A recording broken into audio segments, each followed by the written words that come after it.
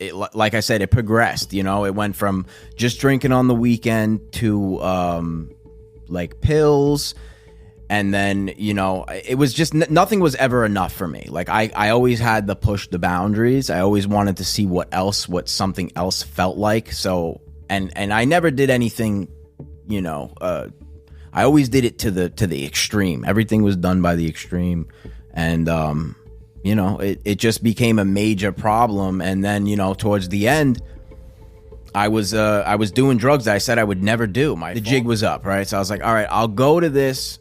And like, this is the thing, like I did really well, like in that rehab, like as far as like participation, just like here, like as far, you know, I was participating, I was doing everything I thought I should do at the time.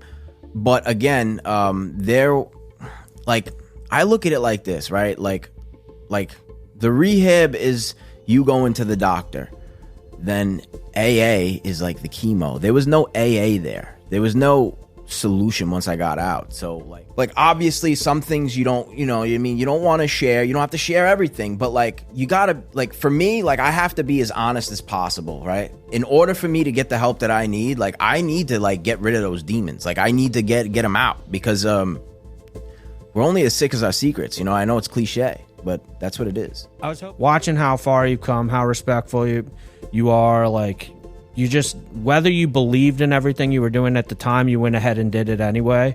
That's the magic formula. Just do it, dude, whether you understand why you're doing it or not. And that's why I believe where you're at today, you know? Here we are, Real Recovery Talk. I am your host, Tom Conrad. In today's episode, we've got Benjamin B. What's happening, everyone? And we have a young man. How old are you? 35. Never mind. Middle-aged man named Patrick. Patrick, what's going on? You know, just here to participate. All right. First things first, thank you for tuning in on the podcast app, whichever one that you choose to use. And thank you for watching on YouTube. In the end, if you have any comments, questions, or concerns, you could always reach us, info@realrecoverytalk.com. Again, that's info@realrecoverytalk.com. And we want to help you turn your mess into your message, and also go to Facebook and join our support group, Real Recovery Talk support group. There's two. There's a Facebook group and a support group, so go and join both of those. Would be greatly appreciated, right, Ben? Yes, sir. Patrick, are you part of our support group? Sure. Yeah, I sure am. Okay, well, if you're not, you will be at the end of this. Right? Are you? I am. On the Facebook thing? Yeah. With the invite good. thing? Yes. Oh, I am nice. absolutely all right. a part of it. Is there anything out of bounds? No. Okay. I'm an open book. All right, perfect. So, not that I guess I should have asked you that before we started recording, but anyways, here we are. I'll give a little bit of my introduction, and then Ben, you can kind of take over. Ben set this up last week, and we've been talking about having you come on for I feel like a few months now at this point. Yeah, it's been a while. I kind of just been procrastinating, but you know, I'm ready. Yeah. Patrick was a client at Rock Recovery Center, and how much clean time you got now? I'm coming up on 7 months. I got 6 months and 24 days, something like that. Nice. That's awesome. This gentleman was the type of person that came in and really grabbed the bull by the horns, I guess is the best way to put it. And from my standpoint, and again, I haven't polled the staff on this, but I felt like we always got good reports on you, and like you were the type of person that you took it full advantage of the treatment process, hence why probably you are where you are today. That with obviously your motivation to stay clean, stuff like that. But yeah, I mean, it was a pleasure having you in the program, and now I think that you're an asset, and I would like to think that probably other men are looking up to you and looking to you while they're on their sobriety journey. So kudos to that, Ben. What else do you got? Where to start? I'll start. I'm going to, in a way, kind of contradict your point. Okay, good. You're right, but I think mentally, and I'll let Patrick fill us in on that, I think he took advantage of everything, but like just did the action, but in reality, mentally was like, let me just I'm here. I don't know. A quick stop. Like, just do. Yeah. So, will you elaborate on that, or maybe not start there? Should we start? Yeah, let's start. Just tell us a little bit about yourself, where you're from, stuff like that. Yeah, and then I got you. Okay, so I'm not originally from Florida. Go figure. I'm from Brooklyn, New York. I grew up there. Single mother to another brother. And yeah, it's pretty much it. I moved down here with a girl. What was it now? 4 years ago or something like that. And it didn't work out, obviously, because I'm here. But yeah, that's pretty much like the gist of like how I got here. And, So you moved down to Florida at 31 years old? Yeah. Okay. And in the first 31 years, you being in Brooklyn, when did your addiction kind of take hold, stuff like that? Okay, so like when I was 10 years old, I started to drink. So I started to drink at a very early age. Very quickly did it become a problem. Like I always drank. At first, it was fun, right? It was on the weekends. It was with my friends, and everybody did it in my neighborhood. I came from an Irish Italian neighborhood, and all the kids were drinking at 10 years old, which is crazy. But that's what it was. So it was pretty normal, I grew up in a bar. My mother's brother owned a bar. I grew up under a bar stool. It all seemed very normal to me, but it very quickly went from being fun to being a problem. I got arrested for the first time at 13 years old. I was really like a troubled kid, I was the type of kid that was cursing at the police.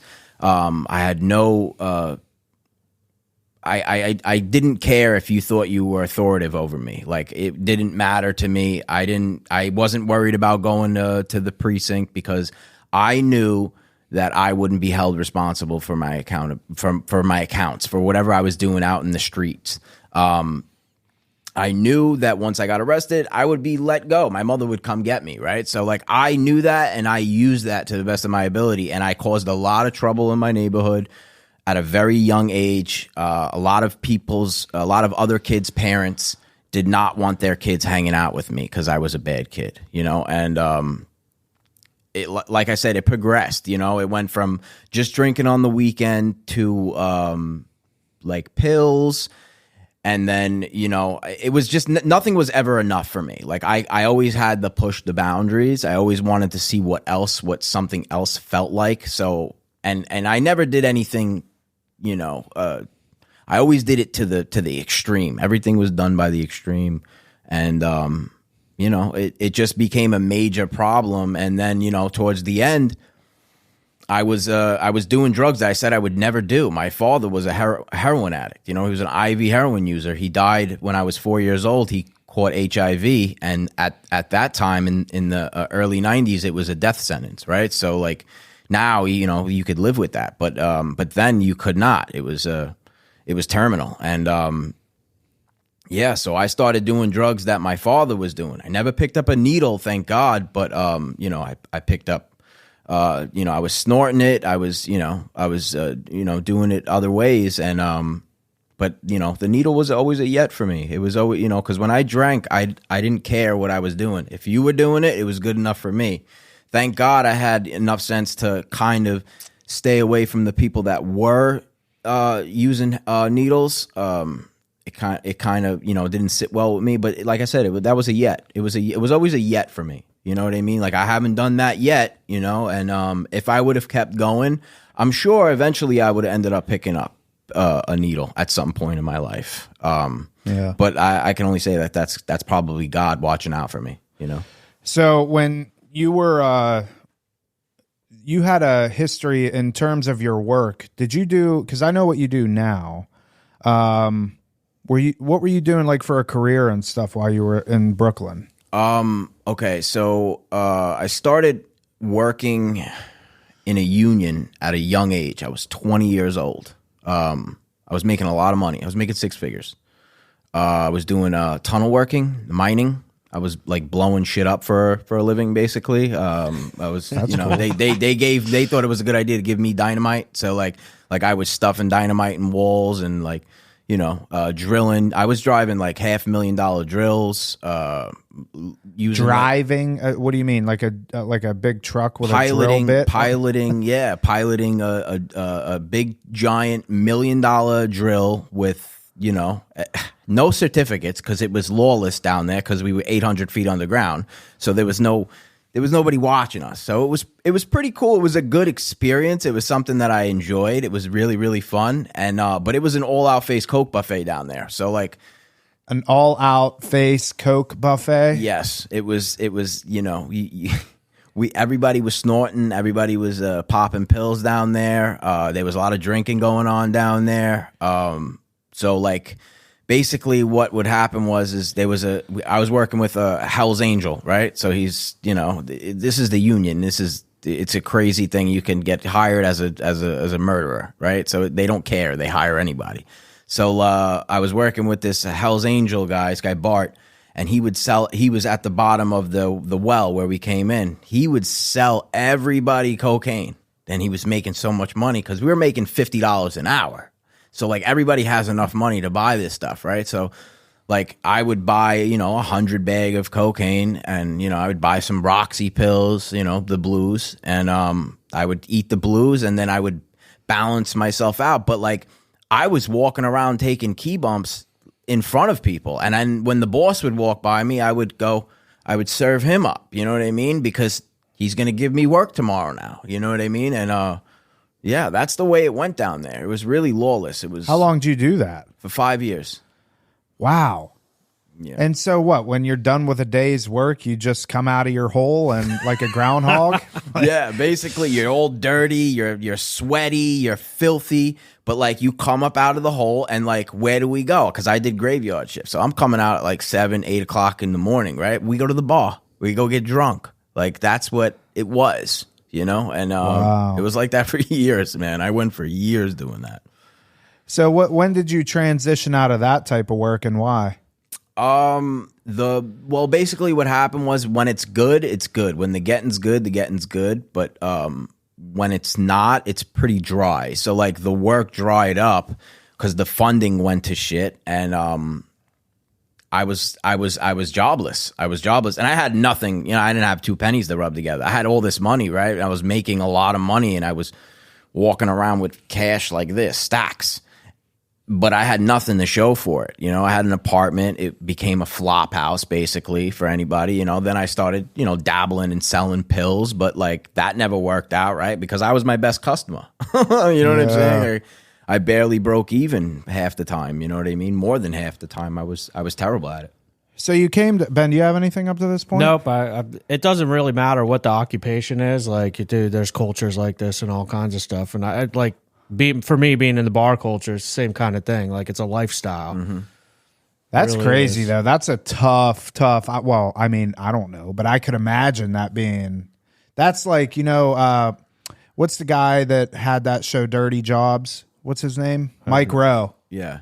That's like a legit dirty job. Yeah. And you can't find, like, there's probably only, you're not going to find a lot of people, especially in this day and age, that are willing to do that type of work.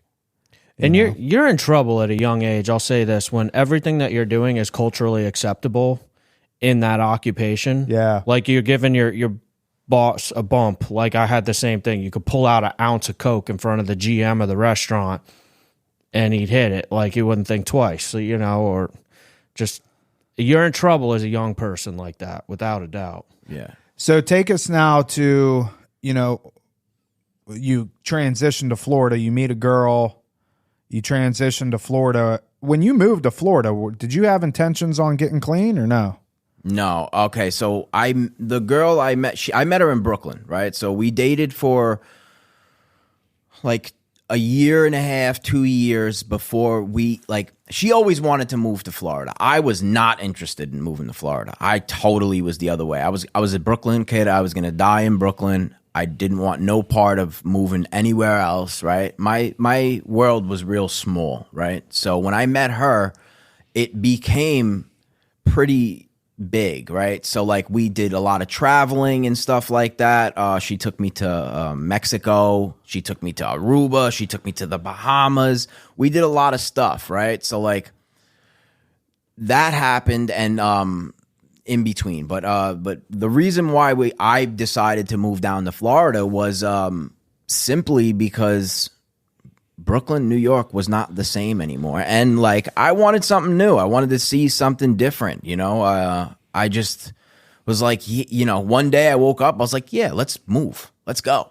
And we bought a house, and we just decided like we're going to go, and we went. And I did not, like, in between those times, I was still dabbling. I was still like partying or whatever, but I was sneaking it, right? I was doing a lot of kava and kratom because I was justifying all that. Like, it's not really a drug. It's not really, you know, it's not booze. I'm not really hurting anybody.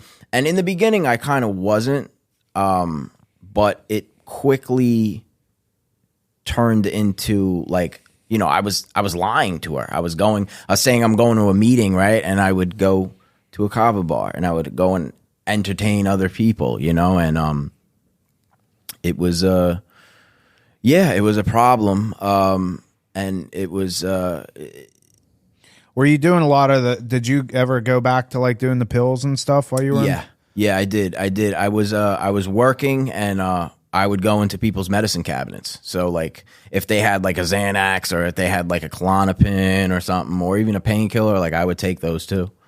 Oh, wow. Yeah. And when was enough? It's so hard to like once I got here, because like I went to a rehab before this, right? I did 37 days. It felt like 6 months because I was counting the days down. And the day I got out, I relapsed. Let's rewind real quick. So I just got a question for you. The girl you're referring to that you moved down with, the girl I know? Yes. Yeah, all right. Very sweet girl. Very nice. Yes. I want to kind of put some clarity on what you were, because I wanted to touch on this a little bit. The treatment that you went to prior, you hadn't gone to any treatments in New York and Florida. What year did you move down to Florida? 2020, I believe. Okay. Yeah, 2020. And then you're referencing you went to a treatment for, you just said 37 days. Yes. What led up to you going to that treatment? Like what events? Me lying and her finding out that I'm lying all the time, and it just kind of it kind of came out in the wash. You know what I'm saying? It became so bad that I just kept getting, like, I was so sloppy because I was getting like real, like I would, like, you know, people think of kava and kratom, they don't think of like really people getting really that bad on it. You know what I'm saying? Even though it's really terrible. But like I got bad on it. Like I was getting like spending a lot of money on it. So I got really sloppy. I would, you know, I would use a bunch of kratom, and then I would put it in my closet in a jacket, right, and not ever throw away the bottles. So like, you know, she would come and like hang my clothes up, and then like move the jacket, and like you hear the bottles rattling, like, and like, you know, I would lie and say, oh, that's old, that's from New York, like I just forgot to take it out. You know what I'm saying? Like, from New York, right? Yeah. You know? So just a real quick, just in case we got any new listeners, kratom. It's an extract from a pine tree in Southeast Asia.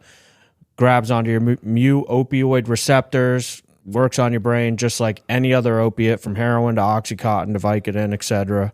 But a lot of times, kind of, and I want to take 2 seconds to chime in on this, where like a lot of the times it's like kratom could be brushed under the rug, like it's not a big deal. And we've talked about this on past podcasts, so I'm not going to go crazy into detail, but for the last few years, we've seen a lot of people landing in detox for it. A lot of people getting seriously ill and having complications, especially like if they're consuming the powder and not the liquid, like they're getting compacting in their intestines, all kinds of stuff.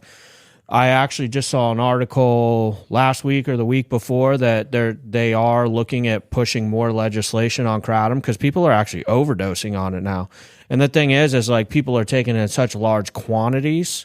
And in talking with Dr. T, also, she went to a conference on kratom in particular, and she shared with me that being on kratom, it has a ceiling, but it's the equivalent to being on 16 milligrams of Suboxone if you're taking the max dose that your body can, respond to. So it gets you high. There's no doubt about that. 100%. And gets you sick. Yes. If you don't have it. So I just want to take 2 seconds to touch on that because a lot of people brush kratom under the rug, man, and we see a lot of issues. You just raised your hand and you're that was me. I mean, I justified it for forever. Like, I'm not, I'm getting it from a smoke shop. It's okay.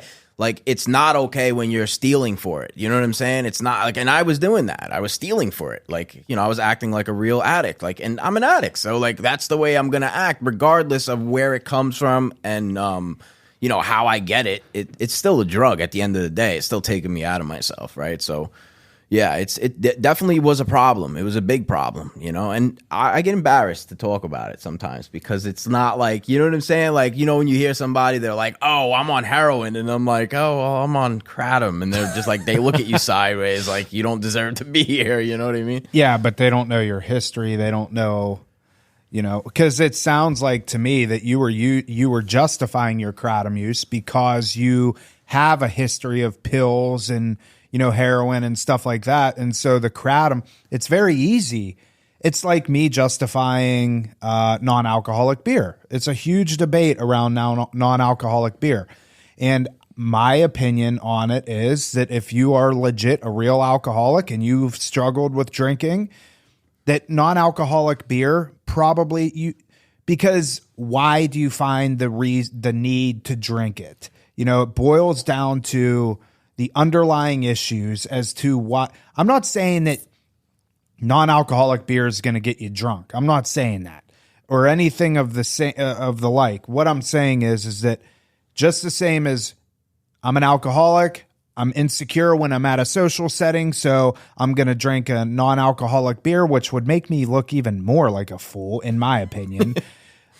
There's something underlying as to why I find it necessary to drink that non-alcoholic beer. Just the same as with an opiate addict that wants to argue that kratom is okay. It's like, well, let's figure out why exactly you want to use the kratom to begin with. Because if you're sober and you claim you're sober, and there's a lot of kratom people out there that claim that it's still living sober, why are you using it then?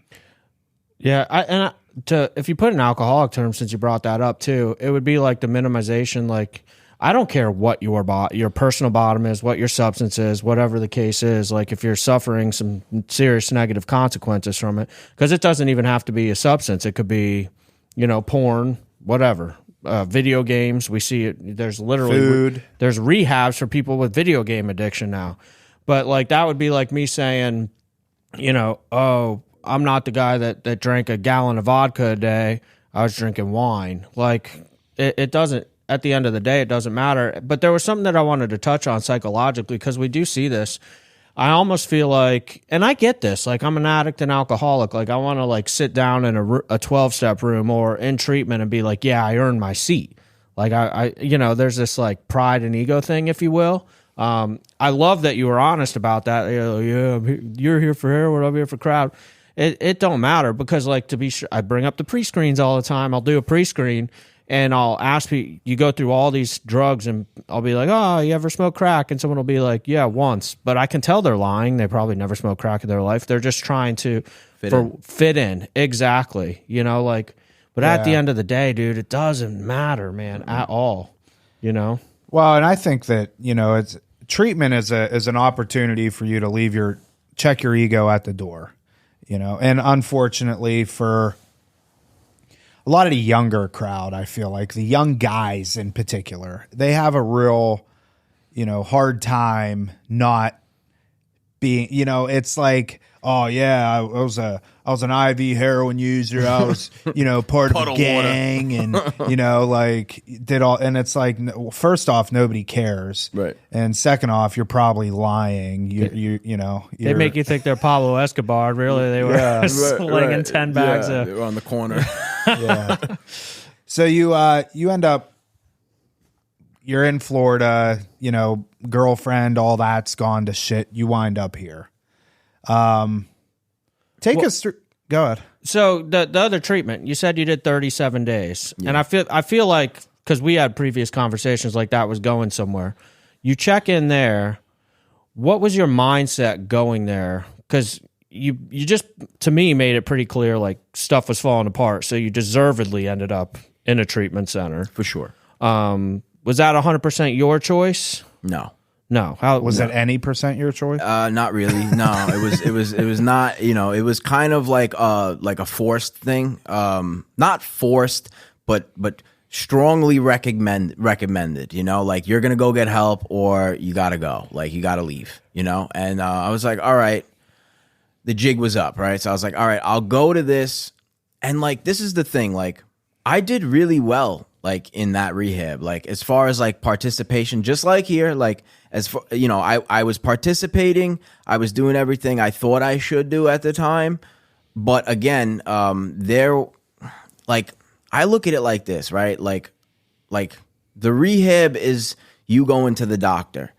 Then AA is like the chemo. There was no AA there. There was no solution once I got out. So like there was, but like it wasn't reintroduced to me. You know what I'm saying? And like I'm basically like an introvert, so like it's hard for me to like meet new people and like, you know what I mean? And like integrate myself into a new scenario. Cause like we don't like change. Right. But once I left there, the same day I left, I got high. I mean, I left on the 37th day. The 37th day I got high. And it was totally against my will. Cause like I remember and this, I didn't have a car then. Like it was gone. The cars were gone.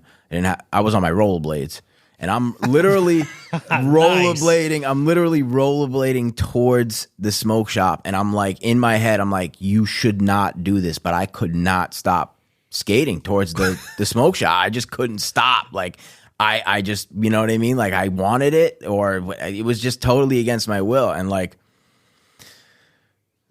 I ended up getting caught again. You know what I'm saying? I ended up, because I don't care. When I want something or when I feel like I need something, I don't think about it like a normal person. Like it's just like, I'll deal with it tomorrow. Like that was my whole ideology. I'll deal with it tomorrow. I'll get high today, but I'll deal with it tomorrow.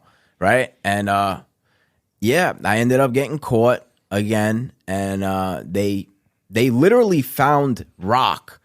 Like they threw a hat, you know what I'm saying? Like it was up and like they just went online. They were like, and they found rock, and it was. Who's they? My mother, my ex-mother-in-law, and my ex-fiance.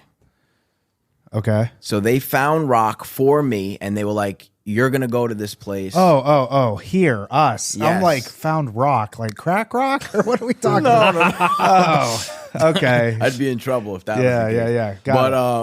No, they found rock recovery, and it was appealing to me because of the gym. Yeah. I shit you not. It was like, that was like my ideology. I'll go there for 30 days. I'll get even bigger. I'll look good.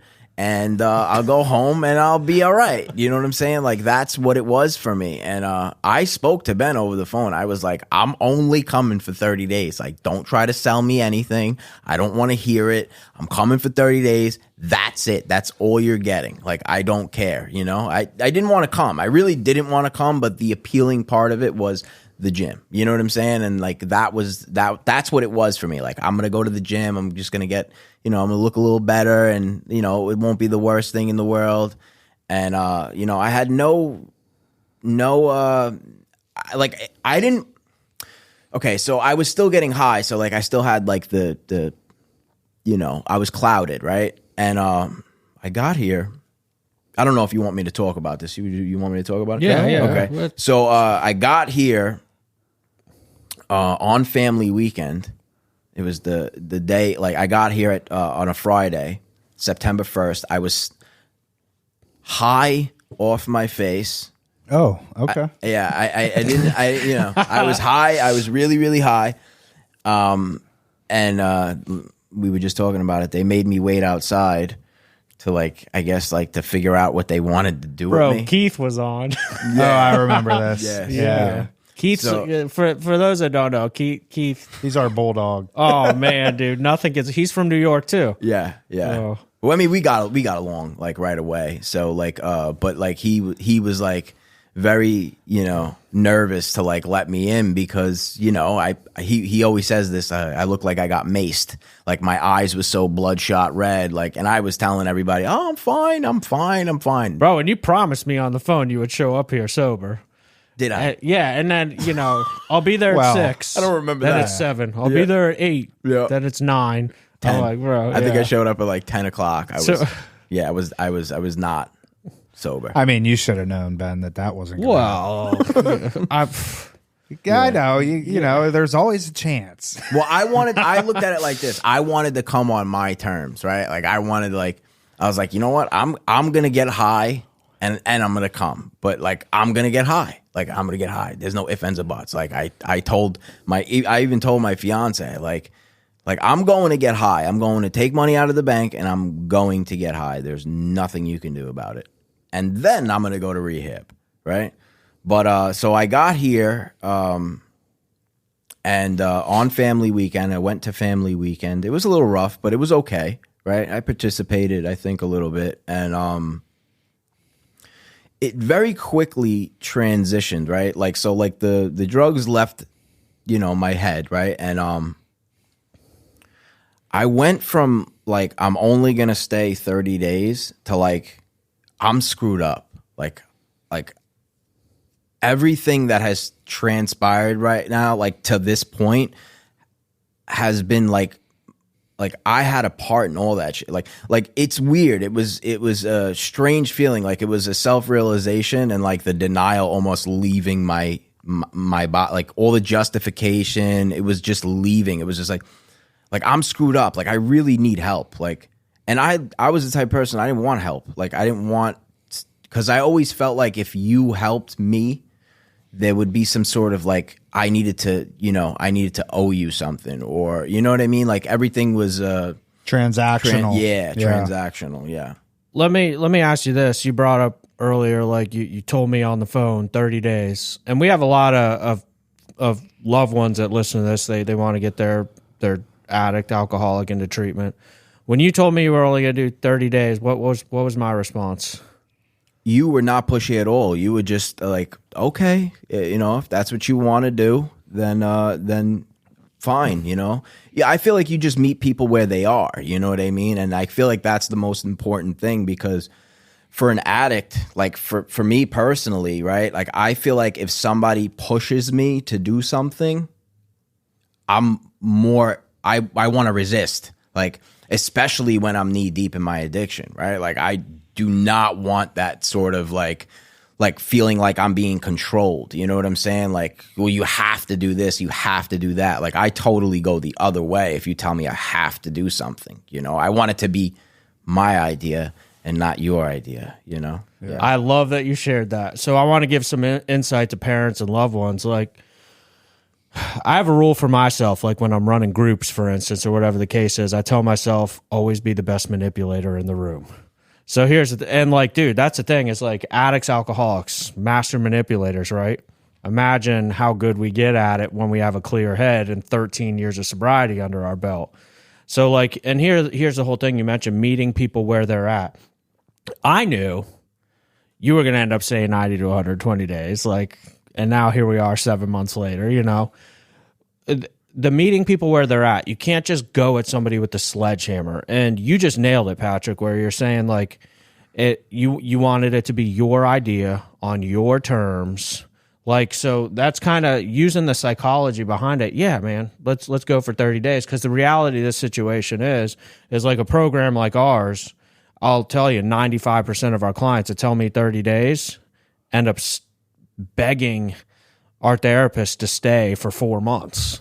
Like it happens every single time, but it's bringing them in. Don't get the cart ahead of the horse. Just get them in the door and go from there. And now you're talking about the mind shift, looking at your part, like, because I wanted to kind of transition us back into that, where like you start seeing it from your part in everything and your perspective change. You were saying, yeah.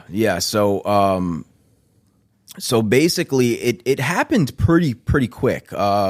Once I got clear, like I said before, like it was like a psychic change, you know, what they talk about, man. It really was. And I started to think like I really need this help. Like I cannot do this on my own. I mean, you know, time and time has told me again and again, because like this isn't my first time in like AA, right? So like just to backtrack a little, I've been coming in and out of AA for probably the last 10 years, but I always wanted to do everything on my terms, as far as like 12-step work, sponsorship, fellowshipping, you know, all that stuff that is really important. I kind of wanted to pick and choose what was good for me. You know what I'm saying? Like what wasn't going to be inconvenient, you know what I mean, for me. And I was like, you know what? I got to just like kind of just dive into this, right? I got to just like give it my all. You know what I'm saying? You know, do something different, because what I have been doing up until this point has totally not worked. Nothing has worked, right? The only thing that has semi-worked was, you know, going into the rooms in AA and NA and being around those people. But like I always ended up ultimately relapsing, right? Because like I wasn't doing everything. I wasn't working on myself. Like that's why I love this place, because like its formula is just really good. Like the whole rehab and implementing the meetings and AA and all that stuff is really what like helped me personally. You know what I mean? Let me touch on the formula thing, because I bring this up all the time, but I love it that you are specifically talking about it in detail with your experience, where you go to this place for 37 days prior, and that's like a bubble. You know, detox and residential level of care, and some places treat their PHP like residential, where like you're locked down for the most part. They take your cell phones, all that stuff. And that's often necessary in the beginning. You have to separate somebody from alcohol and drugs.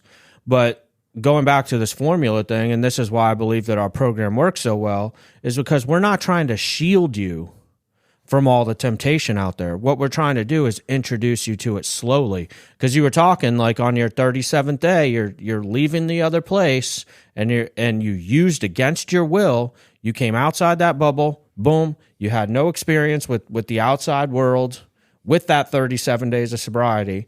And now you're all of a sudden high. Where like for our program, because I get this concern all the time. Parents will call me, oh my God, what do you mean they have their cell phone? What do you mean that you take them to the actual grocery store?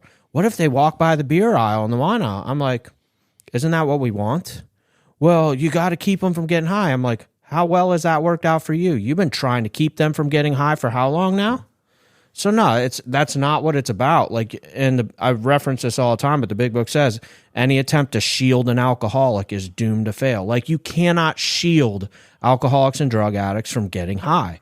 You have to put them in a position where you're slowly and methodically exposing them to the quote unquote triggers and allowing them to utilize the tools that they've picked up on and been taught by the therapists, by the facilitators, by the 12-step rooms, all that stuff. Like, people aren't going to get all educated in detox and residential on why they should go to a 12-step program after if they're not going to just all of a sudden leave and start doing that on their own. Here, we like show them how to do it. We bring you to a meeting. Guys like Eric and Keith, they introduce you to people like, hey man, you should hang out with these people and those people. They're good people in my recovery. And it's an introduction to what you should be doing versus we're going to teach you everything and then you're just going to magically implement it when you leave here. It doesn't work. It doesn't work. 100%. I couldn't agree more. I think one of the big things, just going back to Eric and Keith, and all of our staff in general, in terms of rock, it's you know, a lot of treatment centers out there, they have support staff, behavioral health techs and stuff like that. They show up, they clock in, they do their job, they leave. And they observe, they report, they carry a clipboard around and make sure they know where Patrick is every 15 minutes. You know, they're called Q15s, whatever. Our staff's different in the sense of like, Eric is phenomenal, knows the Big Book like the back of his hand. and goes above and beyond for our clients to make a proper introduction into AA. And like, we'll go above and beyond to help people understand AA. And I think that goes a long way with clients, because a lot of times it's their first introduction to AA, or it's their first kind of real introduction into AA. Treatment centers, they can take you to meetings and stuff like that. Now you're dependent on the AA group as a whole to make a proper introduction to AA. But not all AA meetings are perfect. You know, it's the job of people within AA to approach the newcomers and stuff like that. But you don't see that a lot, unfortunately.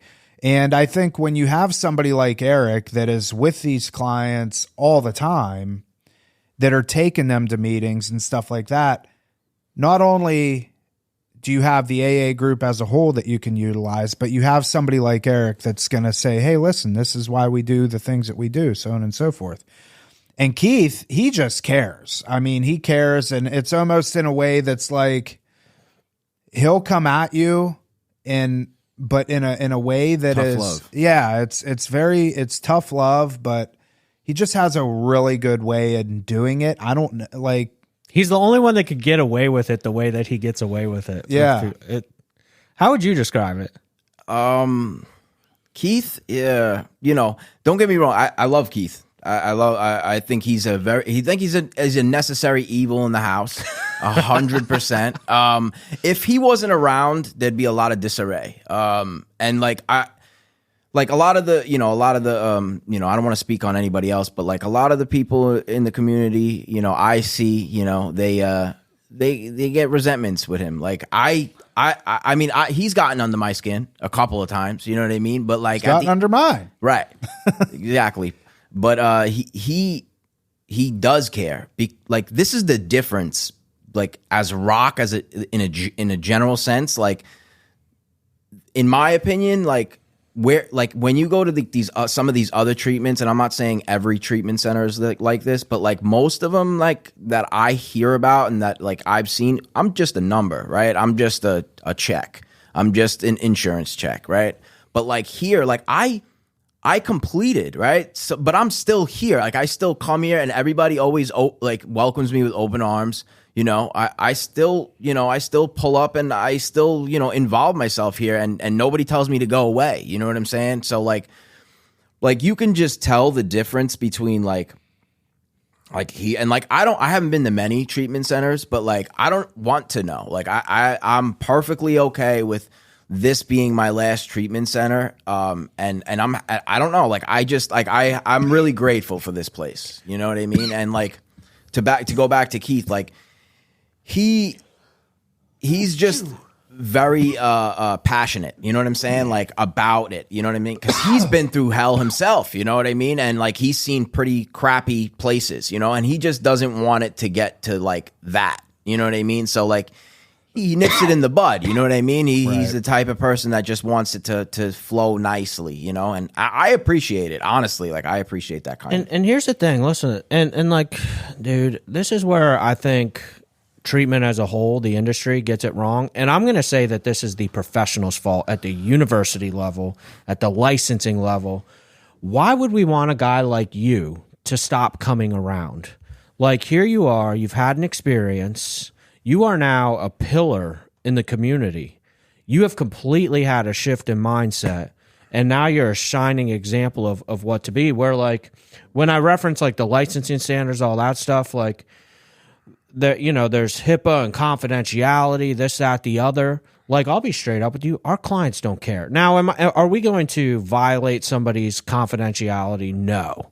But like, bringing guys like you around who aren't in the program anymore, they love that.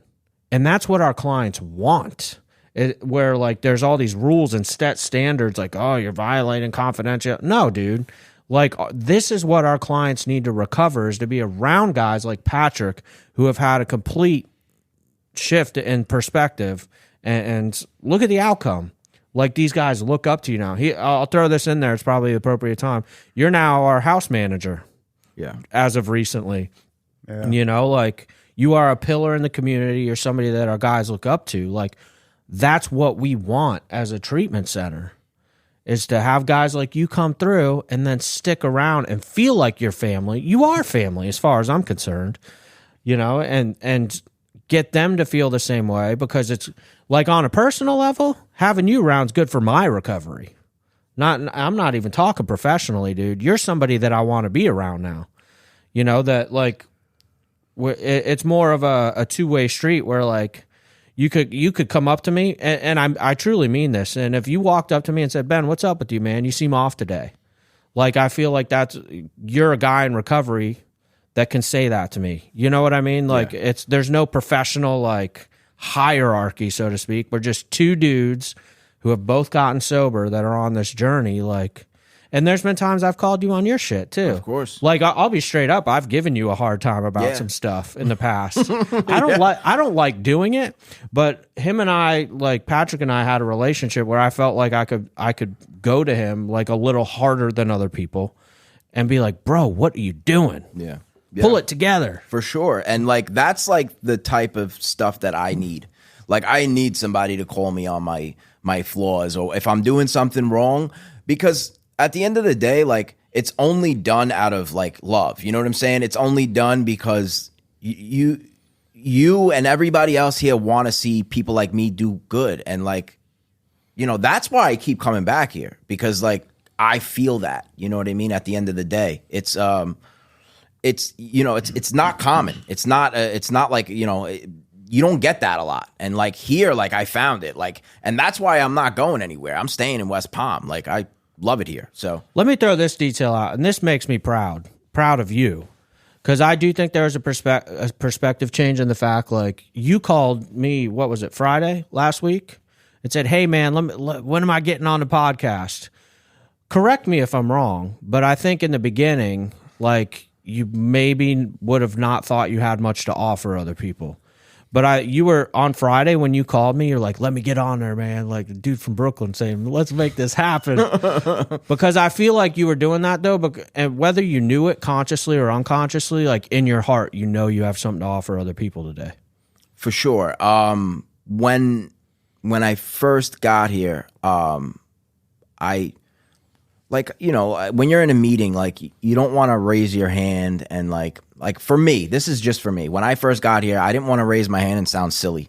You know, I didn't want to sound stupid, or like I was kind of going off ego, right? Like I better not say this. That girl's cute over there. You know what I'm saying? Like now, like, you know, like now, like I definitely have had a perspective change. Like this is AA is no different to me than like going to therapy. It's all about honesty. Like everything is about honesty, right? Like obviously some things you don't, you know, I mean, you don't want to share. You don't have to share everything, but like you gotta, like for me, like I have to be as honest as possible, right? In order for me to get the help that I need, like I need to like get rid of those demons. Like I need to get them out, because we're only as sick as our secrets. You know, I know it's cliche, but that's what it is. I was hoping it would go this direction. I know Nicole loved working with you.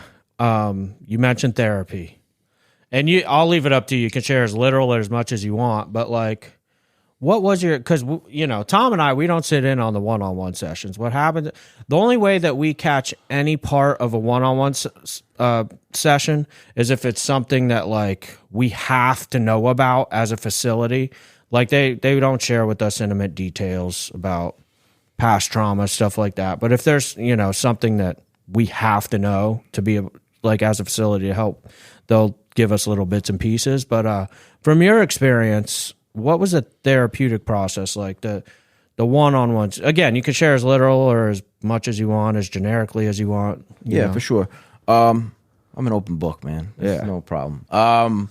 So I'll tell you how it happened in the beginning. I was kind of reserved. You know, it was old ideas, right? I don't really want you to get in my head. I don't really want you to know what's going on with me. She's my age. So like, I was like, what can this girl really say to me? Like I've been, you know what I'm saying? I've probably been through more than her, you know what I'm saying? Like what could she teach me? But, so she was very soft in the beginning, you know what I mean? Like kind of like let me like run the show, you know? And, But like then I started to trust her, right? Then I started to kind of trust her and just the overall process. Like let me just do this. Like let me just tell her what's going on with me. Like what's the worst that can happen? You know what I'm saying? Like I started to like think differently. And I just kind of like let her have it. Like anything that was on my mind. And this is not even just with one-on-ones. Like if I had a problem and I was downstairs and I had like an issue, I would run upstairs and I would go and talk to her, not on my one-on-ones. And she would talk to me. I come here every once in a while and I still go and talk to her. You know what I'm saying? So like, it was good. Everything, you know, and all the therapists are good. Like if Nicole wasn't here and I needed to share about something, I would talk to Hannah. If Hannah wasn't here and Maya was here, I would go talk to Maya. It didn't matter who I was talking to, but I was being honest with them. You know, the most important thing was to tell them everything. You know what I mean? Tell them what was going on with me. Because like I wasn't going to be able to heal if I didn't like let this stuff out. And like it was pretty like it all helped. It all helped. Like once I stopped holding on to like these like ideas, like I need to be like this strong man and I need to hold on to all my demons, you know what I'm saying? It's gonna make me stronger. Like all it ever did was hinder me. It made me, you know, worse. And once I let go of like these people aren't here to hurt me. They're really here to help me. Like, and I saw it. So like, that's when I decided like, I'm just going to let go and like give it to them. You know what I'm saying? Let them like try to help me, you know? I love that you brought up the fact that like you would run upstairs. Like, how do I say this? A lot of times like clinicians, they have to have boundaries, therapists, stuff like that. 'Cause, you know, you can't just go barging in somebody's door and letting somebody. But I get asked this question all the time by loved ones like, oh, how many one-on-one sessions do they get a week? And I'm like, well, they get one. Like, that's the licensing standard. But I try to explain to them, like, you don't understand. We're a small place. There's, you have that schedule one-on-one that's quote-unquote official. But, dude, anytime anybody needs something here, and I think what ends up building that relationship is going back to the fact, like, a family-type atmosphere where, like, how many experiences have you had with staff where we're maybe like eating lunch and we all let our guard down and we're like joking around? We're still professional on our end, don't get me wrong, but like where you're just hanging out with us, not being dissected therapeutically and just being human beings, you know, that it drives me crazy that so many places are missing that. Like, again, like just making... Because I enjoy that. Again, like I enjoy your company, Patrick. Like, and having you down, joking around. We're not just here like all day long. Like I'm like hitting you with cognitive behavioral therapy every word that comes out of my mouth. Yeah. That'd be awful. Yeah. Well, even before we started recording, like the half hour before, you know, all the clinicians were in here. We were having a conversation and you were like, should I leave? And we're like, no. I mean, we weren't talking about anything that you couldn't be a part of. And if we were, we would have respectfully asked you to leave. But there's not much, even in context to that, there's not much that we wouldn't discuss amongst ourselves that like you couldn't be a part of, unless it's like about a specific client and a specific situation and, you know, something that obviously is breaking boundaries at that point. But I mean, it's like, I feel like sometimes people... they try and like make this whole process so much more than what it actually is. Yeah. I mean, in the end, what are we doing for people like you? We're building relationship with you. We're giving you a therapist. We're saying, look, you're fucked up. Here's your therapist. Go meet this person. Go talk to them. Be honest with them. Be open-minded. You know, you're going to sit in a group setting with us, and you know, sometimes the group's going to suck. Other times it's going to be awesome. We're going to go play basketball together. We're going to go, you know, surfing together. I'm not surfing. Ben is, you know, but we're going to do all these things. We're going to eat together. We're going to laugh together. We're going to cry together. We're going to go to meetings. And it's like doing that is in and of itself, I think the best formula. A lot of times these treatment centers, they get so wrapped up into the legalities of it. And like you said, all the crap that doesn't even matter in the end. I'll give you a real example. And you were just referencing how all the therapists were up here for like a half hour prior and you all were just BSing around. Like, letting Patrick know, this is my perception of it, like, we're humans too. Literally in front of Patrick, they're calling me sensitive, telling me I need EMDR. Right? Yes. And they're not lying. Like, they're like, Ben, you'd benefit from EMDR. I'm like, yeah, I know. I still got stuff I'm working on too. Yeah, in their eyes, though, everybody would benefit from it. I mean, which, everybody would, I'm sure, to some extent. They're not wrong there. And then you're like, Ben or Tom, save me. Yeah, I did ask Tom to save me. Tell him we got to start recording. And let me just say this. Like here, like nobody is better or worse than. Like I get that same like I don't like when I come into a room, I don't feel like I'm less than anybody. And I feel like that's important too. Like, yeah, some of you guys got more time, but like it's never like that's never like a thing. You know what I'm saying? Like I just feel it as an equal. Like when I come into a room, like I feel equal to everybody, Yeah.